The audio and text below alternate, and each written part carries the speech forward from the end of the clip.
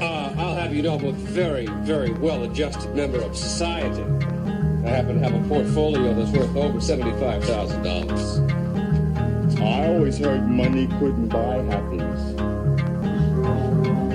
That's sick, Wendell. Anything I can do to help, Your Honor? No, Dirk, we can handle it from here. And to those who say that your magic tricks diminish the court's dignity. Oh, well, my reputation as a trickster is really over-exaggerated. The fact of the matter is, I hardly ever do those things anymore. Oh, that's a shame. I was really hoping to see you do a trick. Oh, well, in that case...